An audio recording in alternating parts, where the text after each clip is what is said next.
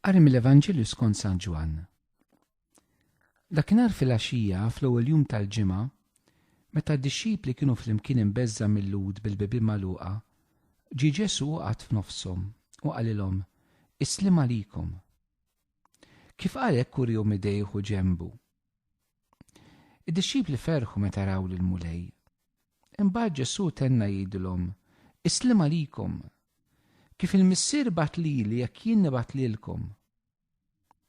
Kif qal hekk nefaħ fuqhom u qalilhom: Ħudu l-Ispirtu Santu.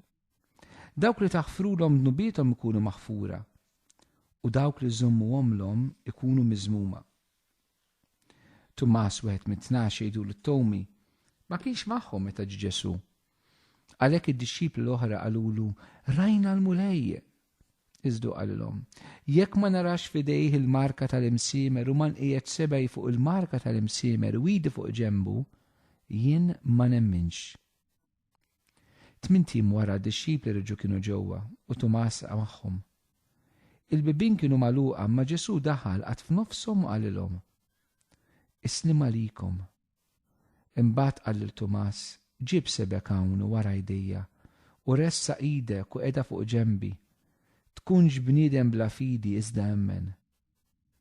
Wieġeb Tumas u qallu: Mulej tiegħi u Alla tiegħi. Qallu Ġesu: Emminta xrajtni. Ħin dawk li ma rawx u emmnu. Hemm ħafna sinjali oħra li Ġesu għamel quddiem id-dixxipli tiegħu li mhumiex imniżla f'dan il-ktieb. Iżda dawn inkitbu sabiex intom temnu li Ġesu huwa l-Messija li ben ta' Alla u biex bit-twemmin tagħkom ikolkom il-ħajja f'ismu. Il-kelma tal-mulej, it-tifħir lilek Kristu. Da rakkont mill-isbeħ tiegħi fil-Vanġelu skont San Ġwan, il-Knisja qed tħabbrilna hekk nara anke l-festa tal-ħnina divina. Hekk huwa rakkont li aħna nistgħu nsibu lil nfusna fih fuq diversi livelli. L-ewwel ħaġa aħna nsibu lil nfusna maħbubin tiegħi bħala biex ngħidu hekk dak li Ġesu qed jitkellem dwarhom f'dan il-Vanġelu.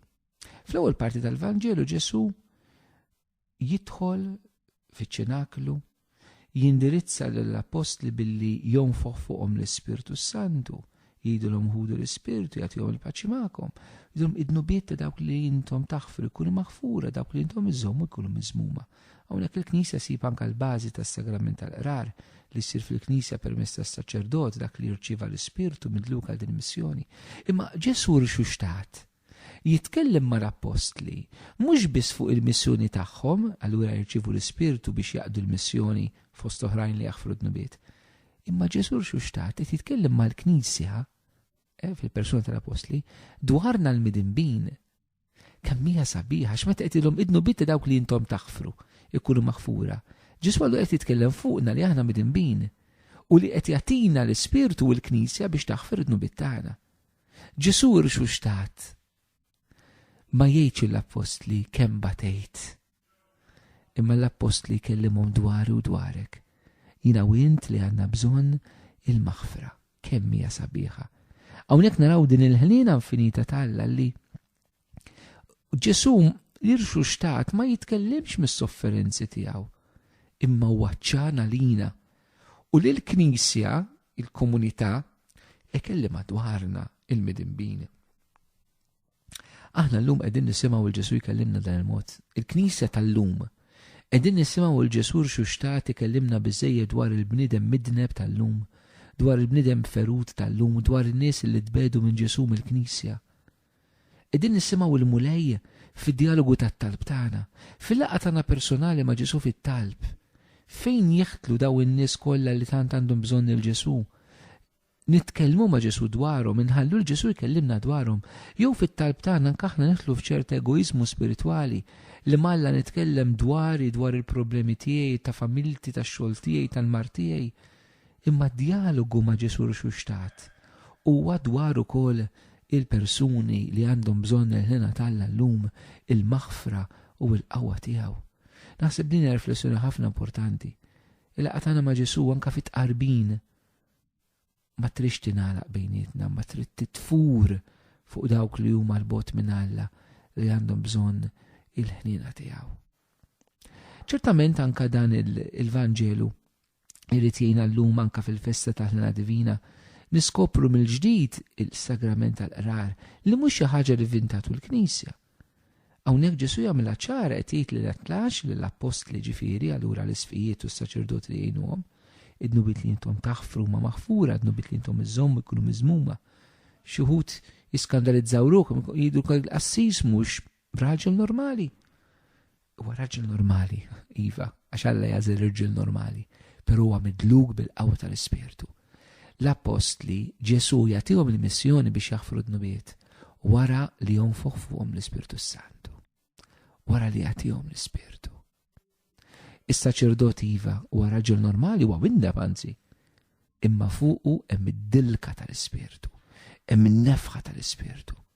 U għalhekk il-mulej jrid jagħtina l-maħfra tiegħu fil-Knisja permezz tas-saċerdot. Ejjew niskopru mill-ġdid kemm is-saċerdoti u kemm il-kol kemm aħna ejjew niskopru mill-ġdid is-sagrament ta' rikonċiljazzjoni. Is-sagrament tal-qrar bħala grazzja kbira li Ġesu qiegħed jagħtina.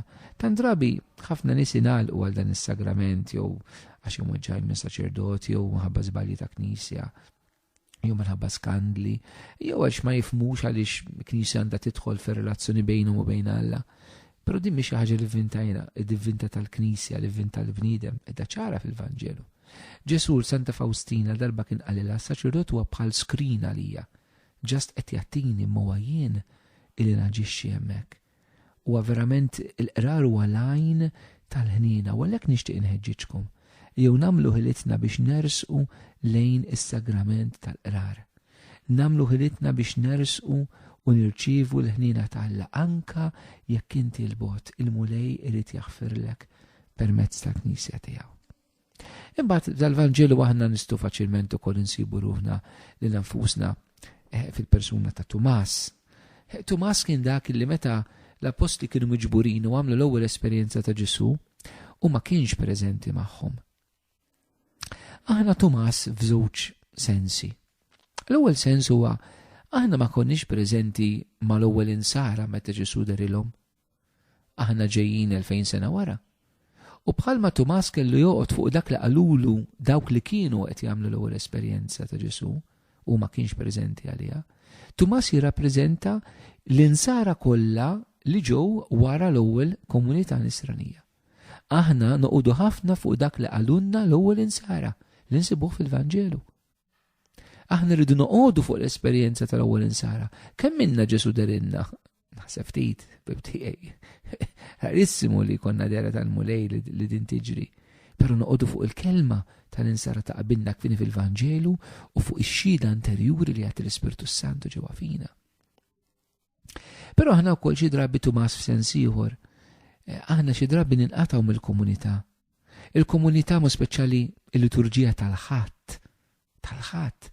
Meta l-insara jingħaqdu fl-imkien jesperjenzaw jiduqu l-mulej fil-kelma fl-Ewkaristija fl-għaqda ta' bejniethom u aħna din immissjawha ma nkunux hemmhekk. Meta aħna nfallu l-quddies allura. Jekk l-ewwel qedtilkom li nwarbu l-qrar jew nduru lura l-qrar. Illum ngħid issa wkoll dawk li warbu l-Ewkaristija l-quddiesa erġu skopruha tal-inqas il-quddies tal-ħadd li hija ċentrali meta l-komunità tinġabar fl-imkien. Ma nkunux bħal Tumas illi nimmissjaw il-barra mill-komunità u allura nitilfu l-esperjenza ta' Ġesu li ssir fil-komunità. Tumas però il-mulej fl-imħabba ħlena tiegħu jerġa' jidher it-tieni darba u Tumas di darba jkun mal-komunità. U l-mulej waqt li Tumas hu mal-komunità jagħtih l-esperjenza tiegħu. Ejjew neħtlu fil-komunità mill-ġdid ħalli hemmhekk nerġgħu niltaqgħu ma' Kristu. Ejjew nikkonvinċu lil nfusna u l-xulxin illi l-Knisja hija l-post fejn teltaqa' ma' Ġesu. Li l-komunità nisranija revolves around Jesus. Ġesu huwa fiċ-ċentru tal-komunitajiet tagħna. Li l-qalba tal-Ewkaristija mhux kemm għandna kor sabiħ, mhux kemm għandna l-bis liturġiku, mhux kemm għandna osservanza ta' rubriki u liturġija f'dak is-sens, ċertament dan għandu jkun. Imma hekk dan isir b'mod ma nafx kif illi ninsew illi hija dwar laqa ma' Ġesu, allura għandna problema serja. U forsi dija problema serja li għandna fil-quddies tal-ħadd fil-liturġiji tagħna. verament in-nies iħossu qed jiltaqgħu ma' Ġesu jew għall-obbligu li għandna li nċelebraw l-Qudiesa. Din riflessjoni serja. Tumas maqut mal-komunità jagħmel esperjenza ta' Kristu. Fil-kliem ta' Tumas eżistijej hemm xi ħaġa sabiħa li aħna nistgħu nitgħallmu. Tumas jidhru nisma' jekk l-esperjenza ta' Ġesu li qed tagħmlu huwa verament Ġesu, irid ikollu l-pjagi. Ġesu ma kienx lest li jaċċetta, Ġesu rxuxtat li ma kellux pjagi fuq ġismu. Kemm huwa importanti li anke aħna llum eżistijej ma naċċettawx kull Ġesu f'ħajjitna. Għax hawn min jivvinta l-Ġesu fals, hawn min jagħmel karikatura ta' Kristu tal-fidi tagħna. Aħna rridu naċċettaw il dak Ġesu li ġor il-marki tal-pjak, li ġor is-salib, li ġor id-batija. Anka fl-istat tiegħu tal-xuxtat huwa markat bis-sofferenza tal-bniedem, bis-sofferenza li aħna kkawżanilu. Imma tbatija li mirbuħa, dan hu Ġesu. Il-Ġesu vera li jiena u inti rridu niltaqgħu miegħu mhuwiex Ġesu li ħarrabna mis-salib, li ħarrabna mid-batija. Imma Ġesu li jurina li ma' qudiem miegħu aħna nistgħu nirbħu is-sofferenza u d-batija. Jalla eżistijej dan il-Vanġelu, dan il-ħatta ħna divina jiftħinna qalbna l-imħabba u l-ħnina tremenda talla li niċċelebrawha fil-qrar, li nesperjenzaw fl-Ewkaristija u fil-komunità nisranija li titrasforma l-ħajja tagħna. Aħna minn aħna għaddejjin minn li madbati għaddejjin, il-mulej irid jidħol rebbieħ biex joħroġna rebbieħa fl-imkien miegħu. U jekk nagħmlu dan, il-mulej qed naslim.